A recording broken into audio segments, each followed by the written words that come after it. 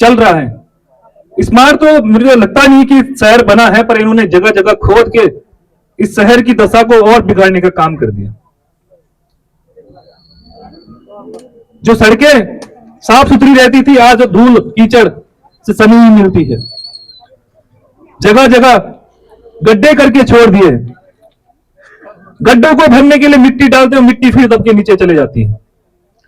तो इस प्रकार से टाल मटोल करके अगर अपने आप को बचाने की आप कोशिश करेंगे तो हम आपको छोड़ने वाले नहीं, जब तक आप जनता की समस्याओं का सही तरह से निस्तारण नहीं करते हैं।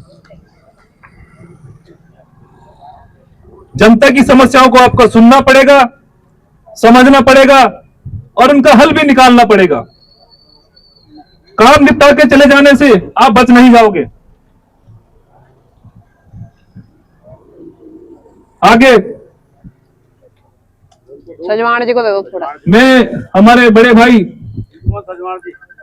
दल के केंद्रीय महामंत्री ब्रजमोहन सजवान जी से थोड़ा सा आप संचालन करेंगे।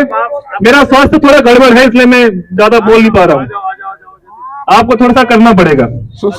वाले हैं वो चलो उसके बाद आधा घंटा रखो पूरा। बहुत बहुत धन्यवाद रमोला जी। दिन भर भी बैठना हमारे पड़ बीच सकता है। में इस कार्यक्रम की अध्यक्षता कर रहे महानगर के माननीय महानगर अध्यक्ष प्रवीण रमोला जी, और इस विधानसभा से बहुत अच्छा कार्य करने वाली हमारे दल की महामंत्री माननीय किरण रावत जी, बड़े भाई राज्य आंदोलनकारी, वर्तमान समय में दल में अपनी महत्वपूर्ण भूमिका निभाने वाले बड़े भाई हमारे माननीय जयप्रकाश उपाध्याय जी, और यहाँ पर क्षेत्र से आई हुई हमारी मातृशक्ति, हमारे युवा साथी और दल के महत्वपूर्ण पदों पर विराजमान हमारे सभी साथी।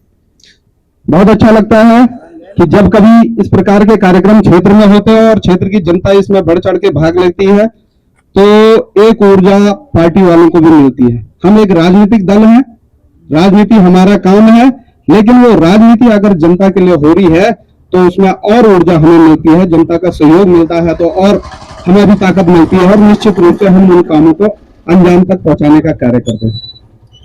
आप देख रहे होंगे कि एक बड़ा ख्वाब हमारे पूरे देहरादून को दिखाया गया और एक ऐसा डिजिटली प्लेटफॉर्म बनाकर आप लोगों के सामने प्रस्तुत किया गया कि इस पूरी सिटी को हम एक स्मार्ट सिटी बनाएंगे।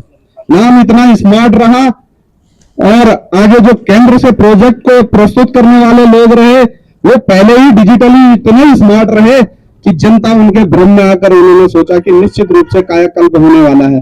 अब तो शायद हमें लिफ्ट के माध्यम से घरों के अंदर पहुंचाएंगे और हवाई जहाज से कहीं भी पहुंचा सकते हैं। ऐसे ख्वाब जनता को दिखाए गए, इतनी बढ़िया सड़कें जनता को दिखाई गई, इतने बढ़िया प्रोजेक्ट जनता के सामने रखे गए और जनता ने सोचा कि अब तो वारे न्यारे होने वाले हैं जी, जो भी कुछ होगा हमारे हित में होगा।